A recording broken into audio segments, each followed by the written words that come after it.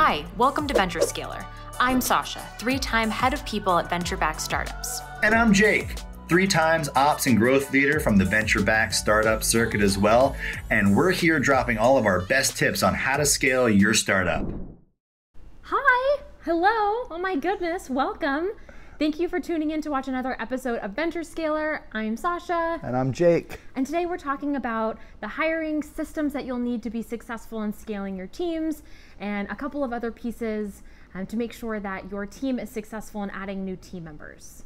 Yeah, we're talking about like the very beginning. So kind of setting the stage. Maybe you've just raised a round, you got the green light to go out and hire your next set of employees, and where do you start? Like you might have just been using Google Sheets or different spreadsheets, don't really have any systems in place, haven't really gone outside of your own personal network yet to hire anybody. So that's the question we get a lot of time. It's just, where do I start? And how do I not mess this up? Right? Yeah. All right, let's start with the first 3 things, the main key areas that we'll discuss today. First, employer brand. Second, the actual system or the applicant tracking system that we would recommend that you implement at your organization. And third, candidate experience. So buckle up and prepare for a wild ride. Let's dive right into point number 1. Employer branding. That's right. First, let's define what that is for those of you who don't know what I'm talking about, which is what was me when I started. I had no idea. I'm like, let's hope for the best here. So I would liken it to how a customer perceives your brand. It's how they see what your product does. It's the reviews online. Is this something that they want to move forward with and have you be their provider? It's similar, but through the candidate lens. Does your culture seem authentic and like a place that someone would want to join? Do they want to leave their employment opportunity that they're at right now and take a risk and come to work for you?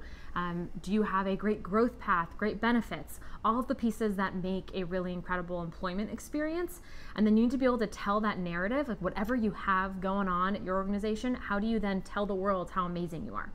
And so I like to use 3 different tools: Glassdoor, AngelList, and LinkedIn. And those are specifically focused for tech companies. If you're not a tech company, Glassdoor and LinkedIn are still very relevant. Yeah. Let's start with Glassdoor.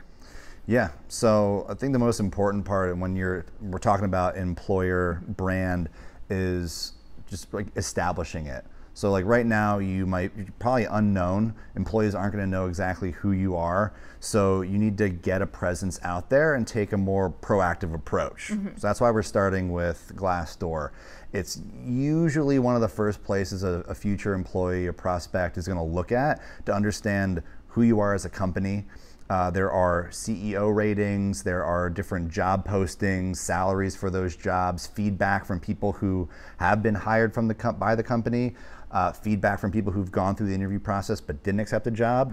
So it's like a one-stop shop for employees to get the feedback they need to see the reviews, quote unquote, on your company. Yeah. So it's a place that you can start and get your own profile set up, right? Yeah. So let's walk through that just a little bit. Yeah, so there's a piece of it that is filled out by the employer, so you. And so take that time to craft the narrative. Talk about your mission, vision, values, the things that are really attractive to candidates that are taking a risk and joining an earlier stage business. You can talk through all of your specific benefits, what you offer. You can even have the why you offer certain things and specifics around that. And then you have a team that hopefully already loves working there. And so you get to solicit feedback from them on what their experience has been as an employee and as a candidate to set the stage for those reviews. They can review you as a leader. And then moving forward, anyone that comes to your interview process, you can ask them to give feedback. And so you start to build out a pretty robust feedback form that's a transparent look for future employees. And that has been a key driver in past roles that I've been at, where candidates will say, hey, I saw you on Glassdoor, you had a 4.9 and a 5. That's huge for me. Tell me more about your culture. Tell me more about what it's like to work there. And it does a lot of the work for you. So you as the leader or the hiring manager or the people person don't have to spend 10, 15 minutes with every candidate selling them on the culture. It does that automatically. Exactly. All right, so now the second place to get started once we have Glassdoor set up is AngelList. Especially if you are a startup, a tech startup, this is going to be a great place to get started. But I see companies that are outside of tech and startups post there all the time. One, because probably most importantly, it's free. Yep. Right? So AngelList, for those of you who don't know, it's a portal that connects a lot of different people within like the startup ecosystem. There's a huge audience of investors, both angel and VCs. There's a lot of different syndicates. They have their own funds that they run. So even if you're not thinking about hiring, which I don't know why you're watching this, great place to at least create a brand and a presence for those future investors. But then the really cool part is that they have their own job boards, and you can use their site as your own job board, and it's free to list jobs and roles and things like that. Totally. And Glassdoor, AngelList, and LinkedIn are all free.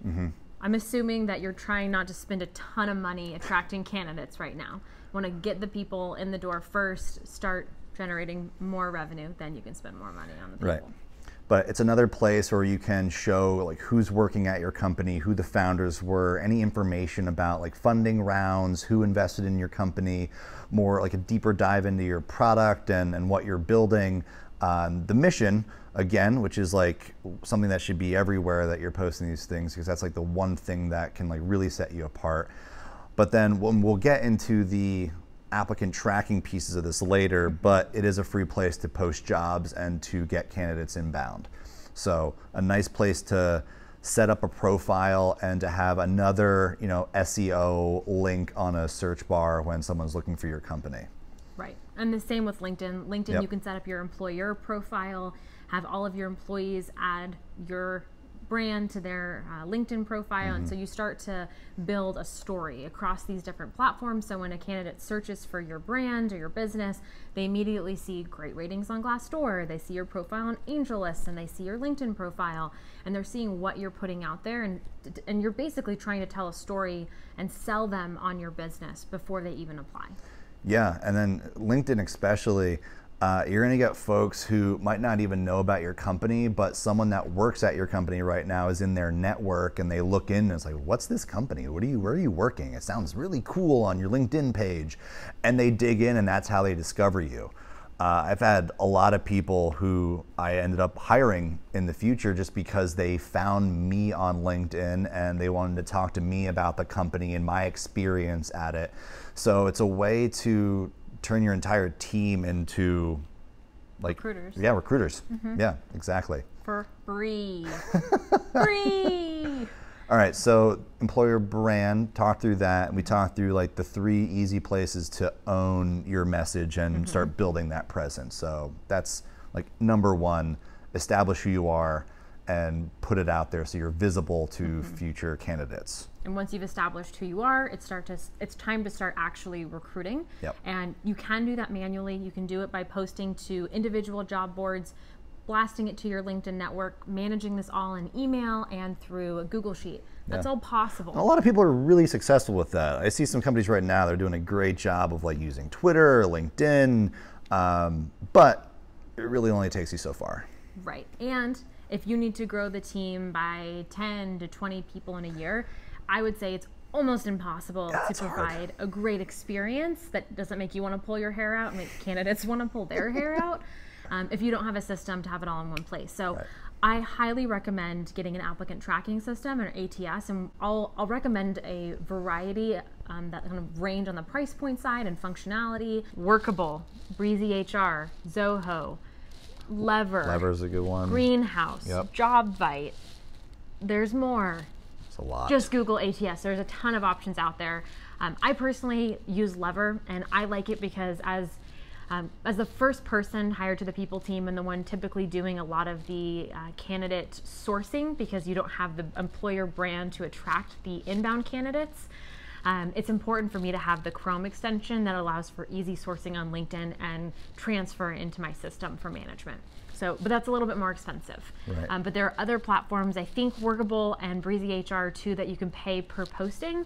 So it starts substantially less expensive and scales up as you need to hire more and more folks. But I think having a one-stop shop for your candidate management, just like you have a CRM for customer management, is super important. It's a great point. Like you get to a certain stage and you might still be using Google Sheets for leads and prospects and future customers, but at some point it makes sense to, you know what, maybe we should invest a little bit into Salesforce or HubSpot or something like that to manage everything and keep it all in one place, because it's going to give us time back. Yeah. We're going to make it so much, it's going to make the process simpler. We're going to know where everyone is in the flow. And that's exactly what an ATS does, what an applicant tracking system does. It creates the sales pipeline for your candidates, for your people. Yeah, and Jake already stole point one, but it's easy pipeline management all in one place. The second is time saving. Like I said, you can do it by yourself without a system at first, but when you're hiring 10 people, it's really time consuming to manage all of your different systems and the different job boards individually. It's nice to consolidate all in one place. And lastly, it's the ability to have a system post to multiple job boards for you rather than having to manage those one-off individually. So depending on the system you use, they will be able to post to a couple or maybe 30 to 40. I've used systems before like RecruiterBox. They did an incredible job developing partnerships with all sorts of job boards, and they posted, I think it was like 40 or 50. It was incredible.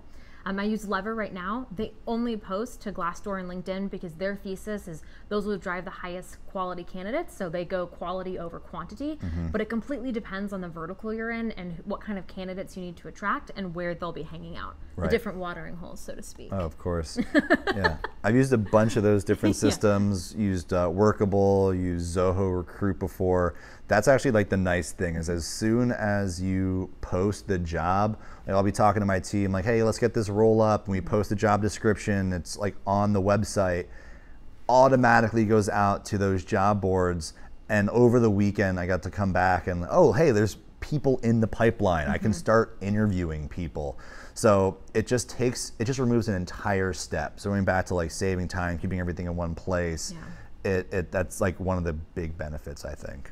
Just the other piece, like my product project ops mind, it just, you talked about it before, but it creates a flow so that you can just take all of that out of your head and out of separate spreadsheets and off of different people's plates.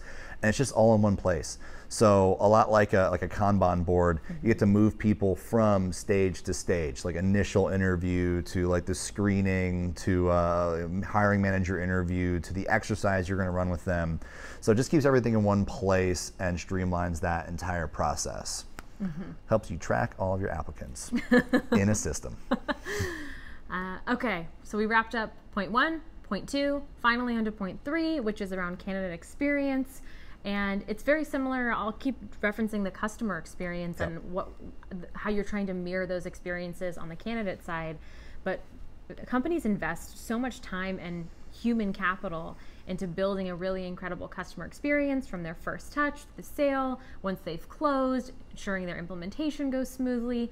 You should run a very similar process for your pipeline as well, ensuring that there's like proper thought out communication, there's a clear process, you know who's doing what, there's a clear timeline, and you're communicating that all to the candidate as well, so everyone's on the same page.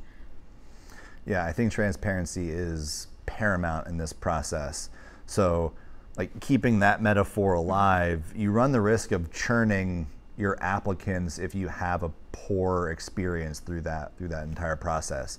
I think like anybody watching this video, you probably had a bad hiring experience. You had like a recruiter ghosted you for 2 weeks. You put in your resume and you never heard anything back other than like a single automated email. There's like a lot of different things that can go wrong in that process. And you don't want that experience to break down and ruin your chance of landing your dream employee, like that perfect candidate for the job. So going back, I think transparency is key. It's just understanding what are all the steps of the process and where am I in that process? What should I expect as a candidate? So like personally, I love when recruiters and talking to them and working with them are able to outline, hey, so we're having this initial talk, you're going to be talking to this person. If we move forward, you're going to be doing this exercise. We'll talk to these 3 people, and then the final stage will be a conversation with the CEO, and then we'll make a decision to make an offer. Like to that detail, and I go through that process when I'm talking to candidates. I outline every single step just so they know, and try to set like, and this will probably happen next week, and expect something by Thursday, and that type of thing. So, you don't like feel like you're getting ghosted through the process. Totally. So, yeah. Yeah. Well, pretty simple. None of this is life-changing, but as you begin to set up your systems and think about hiring, I would just keep those in mind. Employer brand, set up your Glassdoor, LinkedIn, and AngelList accounts. Get an ATS. Again, you can have some that the first posting's free, or you can pay per posting. If you're hiring 15 roles at a time, it might make sense to buy in bulk and not have to pay on a per posting basis. And then design your candidate experience and be really thoughtful about what that feels like for the candidate, and keep that customer analogy in mind as you design what that experience looks like for everyone interested in joining your team. Awesome. So thank you for joining us in this video. I hope this helped lay the right foundation on, the things that you need to get set up in the beginning, really so you don't mess this up, but that you also just set up a really great experience for every candidate and set yourself up for success as well. So I'm Jake. I'm Sasha, and thanks again for tuning in to watch Venture Scaler. Hey you, thanks for listening to Venture Scaler. If you liked what you heard, please be sure to give us a thumbs up and hit the subscribe button below so you never miss an episode. The show is also available on all podcast platforms, so you can find it anywhere you want to listen. And if you found the information helpful, share it with a friend, family member, or anyone else that you think could benefit. You're also welcome to connect with us on LinkedIn. I'm Sasha Robinson, and that's Jake Huber. Thanks again for watching, and we'll see you next time.